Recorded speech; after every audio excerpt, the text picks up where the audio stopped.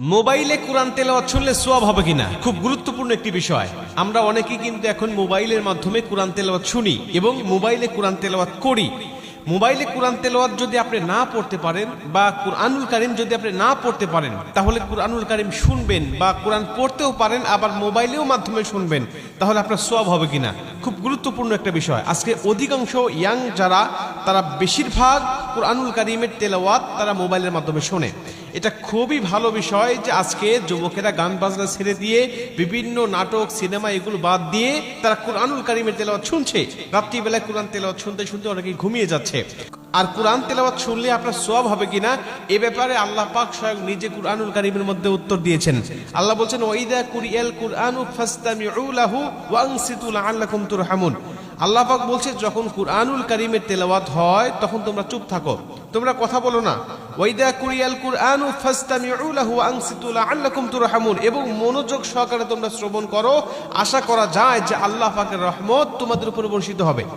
আল্লাহর কোরআন আপনি শুনবেন মোবাইলের মাধ্যমে হোক আর কারো কণ্ঠে হোক আর সামনাসামনি হোক, আপনি যখনই কুরআনুল কারীমের তেলাওয়াত শুনতেছেন তখনই আল্লাহ আপনার উপরে রহমতের বারিধারা বর্ষণ করছেন। অতএব মোবাইলের মাধ্যমে আপনি কোরআন তেলাওয়াত শুনতে পারবেন, এটা হলো প্রথম নম্বর কথা। দ্বিতীয় নম্বর কথা, আপনি যদি কুরআনুল কারীমের তেলাওয়াত শুনতে শুনতে ঘুমিয়ে যান বা কুরআনুল কারীমের তেলাওয়াত শুনতে শুনতে আপনি যানবাহন করছেন, চলাচল করছেন, বা কুরআনুল কারীমের তেলাওয়াত আপনি বসে বসে শুনতেছেন, এমন অবস্থায় যদি আপনার মৃত্যু হয়ে যায়, নবীজি বলছেন, আল মাউতু আলা আমালিন সালেহ, যে ব্যক্তি ভালো কাজ করারত অবস্থায় দুনিয়া থেকে বিদায় নিয়ে চলে যায়, আল্লাহ পাক তাকে জান্নাতি মরণ দেয়, জান্নাতি মৃত্যু দেয়। আমাদের মৃত্যু কখন হবে, আমাদের মরণ কখন চলে আসবে আমরা কেউ জানি না। আল্লাহ যদি আমাদের ভালো কাজ করার অবস্থায় মৃত্যু দেয়, অর্থাৎ কুরআনুল কারীমের তেলাওয়াত শোনা অবস্থায় আপনার মৃত্যু হয়ে গেছে, অথবা কুরআনুল কারীমের তেলাওয়াত শুনে আপনি ঘুমিয়ে গিয়েছেন, ওই ঘুমের ঘরে আপনার মৃত্যু হয়ে গেছে, নবীজি সাল্লাল্লাহু আলাইহি ওয়াসাল্লাম বলছেন যে আল্লাহ পাক তাকে জান্নাতি মরণ দিবে। শুধুমাত্র তাকে সওয়াব নয়, বরং মরণটা জান্নাতি হয়ে যাবে। আর কোনো ব্যক্তি যদি জান্নাতি মরণ পেয়ে যায়, তার কবরে, হাসরে, মিজানে, ফুলচিরাতে কোথাও তার কোনো বাধা নাই, কোথাও তার কোনো টেনশন নাই, সরাসরি আল্লাহর 10টি পৃথিবীর সমান একটি করে জান্নাত তার জন্য অপেক্ষমান। মুসলমান ভাইরা আমার, এজন্য আল্লাহ পাকের কুরআনুল কারীমের তেলাওয়াত আপনি করবেন। যদি কুরআনুল কারীমের তেলাওয়াত করার পাশাপাশি কুরআনুল কারীমের তেলাওয়াত আপনি শুনতে চান, তাহলে অবশ্যই আপনি কুরআনুল কারীমের তেলাওয়াত আপনি শুনতে পারবেন।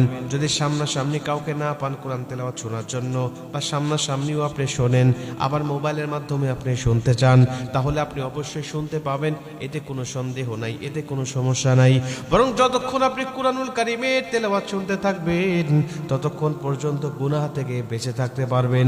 এবং যতক্ষণ কুরআনুল কারীমের তেলাওয়াত আপনি শুনবেন, ততক্ষণ পর্যন্ত আপনার আমলনামায় ফেরেশতারা সওয়াবগুলোই লিখতে থাকবে। যতক্ষণ আপনি কোরআন তেলাওয়াত শুনবেন, ততক্ষণ গুনাহ থেকেও মুক্ত থাকবেন, আবার ফেরেশতারাও আপনার আমলনামায় সওয়াবগুলো লিখতেই থাকবে। শুধুমাত্র তাই নয়, আল্লাহ পাক বলছে তার উপরে রহমতের বারিধারা বর্ষণ হয়।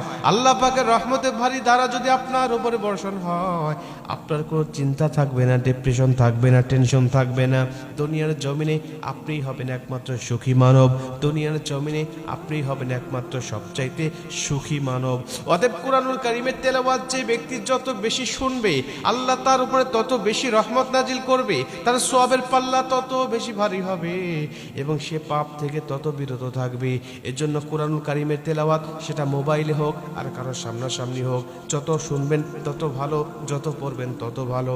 আল্লাহ অবশ্যই আমাদের যেন বেশি বেশি কোরআন শোনার তৌফিক যেন দান করে।